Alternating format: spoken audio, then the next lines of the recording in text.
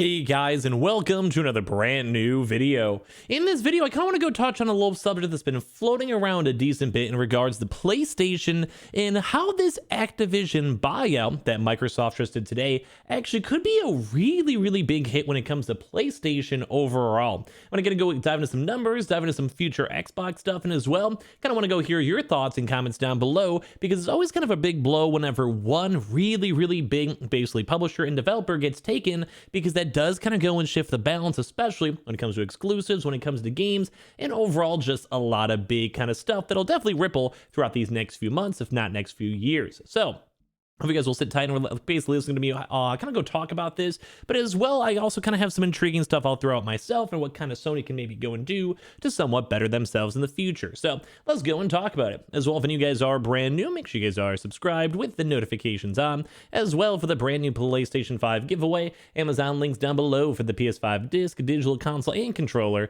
Twitter and Twitch stream as well, link down below. Sign up for Weeble, deposit $100, you guys go get free stock and free money. Same with that Coinbase too as well, link down below. And of course, thank you guys all so much for watching. Let's go dive on into it. And of course, first and preemptively, give me your thoughts and comments down below on the Xbox acquisition of good old Activision.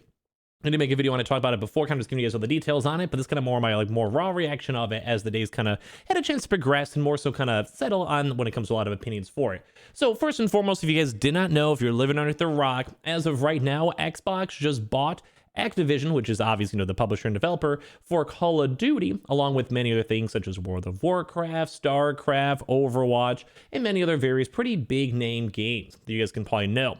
But the one kind of big point I want to go push out over here, and I want to show you this, is this actually might be really bad for Sony and PlayStation. Now, obviously, when you go get a really big AAA game like this, it's obviously going to be affecting everyone. But I kind of feel like this might be a bigger blow to PlayStation Sony than some people might actually go and expect. So let's go and talk about it. So first and foremost, if you guys actually want to go look over here, we actually have the article mixed on in showing all of the most downloaded both PlayStation 5 and PS4 games, both for the United States and Europe. So as you guys can probably pretty easily go and note, number 2, and it usually is either tapering between number 1 or number 2, depending on how long other games have been out, how good the Call of Duty is per year, etc. But Call of Duty, as you guys can see, is a very solid number 2. With also, we have other stuff such as all the usual sports games, Battlefield, and obviously then the proper normal Sony IPs such as Spider-Man, Ratchet and Clank, and all that stuff too as well. And while we do have other games such as Far Cry, Resident Evil, and such like that, there's also other games such as MLB The Show that also are now actually available on Game Pass. But the kind of big thing to note is on always how high Call of Duty is. You look at even on the EU, Call of Duty, along with other various games mixed on in, and then PS4 games, once again, Call of Duty, once also again, Call of Duty, and as well also on the EU, once again, Call of Duty, and obviously Call of Duty. Now, there's other games mixed in, but you guys can all consistently see on how high Call of Duty always works. As well as also, this is a bigger one too as well, most downloaded free-to-play games in the United States. Call of Duty. And once again, on top of that, Call of Duty Warzone. So I kind of want to go put a little extra push on this one, because this actually might be a really big blow when it comes to PlayStation. Now, obviously, we all know that PlayStation likes to go and focus more on their first-party titles. They like to go make sure all those games, the Ratchet and Clanks, the God of Wars, Horizons, are basically going and selling consoles. But the one real thing is, while that does make money, it costs a lot of money to go develop, and there's only at this point only basically like 3 really big PlayStation games that are confirmed throughout this year. There'll probably be a few more through a few more different announcements, and if kind of, development dates move up quicker. But right now, the 2 major ones we're watching are basically God of War and basically Horizon. But of course, you want to make money through your system through other stuff, and that's through a few various things. And this is why I'm going to kind of get into the whole nitty-gritty of why PlayStation might be a little bit more hurting than we might expect. So Call of Duty.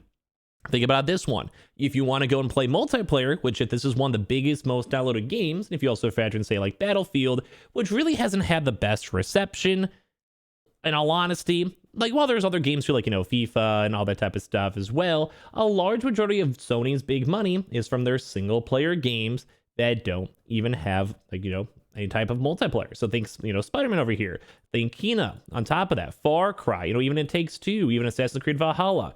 A lot of these games, you don't need to have PS Plus to go and play. Ratchet and Clank, MLB The Show, Resident Evil Village, Far Cry 6. A lot of the most downloaded games are not things you need for PS Plus. And obviously, where do you get a lot of free money from every single month? PS Plus and PS Now. So as you kind of lose a massive thing, which by the way, it's not confirmed that Call of Duty is leaving, but if you go and spend $70 billion in the biggest acquisition gain in gaming history, you can bet your sweet patootie, we'll probably get more news as time goes on because it's like a year away, we're probably going to be seeing Call of Duty becoming an Xbox and PC exclusive, at least for maybe timed, maybe early access, and maybe if they want to throw them a bone, maybe give like Call of Duty Warzone for all the people over there because they have to maybe take it out. You know, they're also making money off those BRs. But at the end of the day, why do you really want to be paying 30% per download and also allowing your biggest IP, which is probably Call of Duty for that big acquisition buy? Why would you just do that? There's basically no reason, especially because that would be a bigger console seller, because as you guys know, a lot of people on Call of Duty and Battlefield play obviously on console, so it would obviously go and sell a lot more Xbox Series X consoles, but as well would also get a lot more people still on PC and maybe finally make that jump to going to PC gaming, which obviously Microsoft, Windows, good example for that. Same thing too as well when it comes to the Xbox, because you go get Xbox Game Pass, and if you make it a day one Game Pass subscription, you'll probably make more money than usually of selling $60 games, because over time, if they have their subscription to go play online, etc., for, you know, obviously more than 4 months, they're making good money. So Microsoft made a massive long-term commitment as long as it plays out like that. But as well on top of the PS Plus, and also on top of that for everything else, sometimes PlayStation's been pushing that $70 price tag. And that would also be an even bigger incentive to go push towards, say, at Xbox, because if you really think about it, after like 4 or 5 releases over a life cycle of a game, you're basically almost getting close to paying for the entire console, especially if you put on a $70 price tag. 5 games alone, right there is $350 without the tax. So at that point, almost more worthwhile to be whatever. I'll go get an Xbox Series X or get a PlayStation 5 Digital, because you'll go basically save money as time goes on. But as well, there's also when it comes to microtransactions. And while, you know, Sony wants to make money off the microtransactions, which they do off these Call of Duty games, both Warzone and normal games, you also have Xbox over there that would also want to have that microtransaction money, which also, once again, would maybe go and justify the cut of the money they'd make off of selling the games on Sony platforms, because then they also get that pure money and also the pure normal sales and people buying the game by itself and all the microtransactions on their Xbox ecosystem, let alone people who go get Game Pass, etc., etc.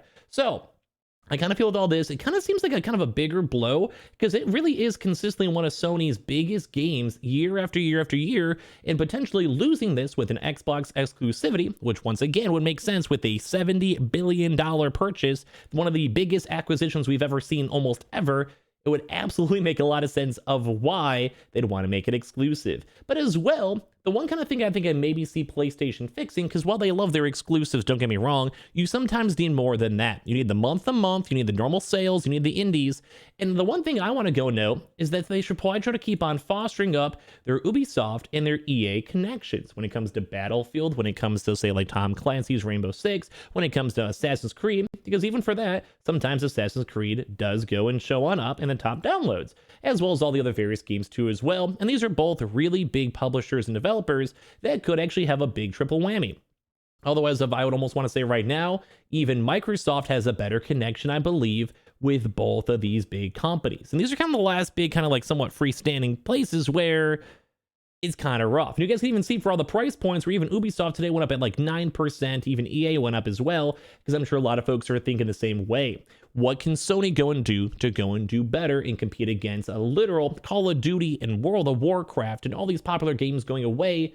But as well, what can they kind of go and do to go and try to keep going against Game Pass? And thankfully, we keep on hearing news on Project Spartacus, which at this point, I almost want to say Sony might just have to go and put day one games of their AAA games, called like, you know, Horizon and God of War, on their own type of PlayStation Spartacus, because if they're losing even more and more AAA games, and we also even saw them lose games like, you know, like Elder Scrolls 6, and on top of that, Starfield, and all the other Bethesda games as well. Like at this point, all these really, really big AAA studios are just getting bought out because Microsoft has so much money. So this actually might be a lot more kind of scary for Sony themselves. Now, their first-party games have always been phenomenal and very, very good, don't get me wrong, but the one big struggle, the fact is, Call of Duty is one of the biggest games, if you love it or hate it, and it sells copies and people play it, and people are still playing it right now in the hundreds of thousands every single day because it's literally Call of Duty. So I don't know. I think that's going to be a really big blow, let alone all the people who might play World of Warcraft and switch over to Game Pass because it's now bought out, let alone the people who play games like StarCraft, let alone all the Overwatch folks that might end up on, Xbox and utilizing that game on PC, especially with Overwatch 2 on the way, which actually might hopefully be a good game.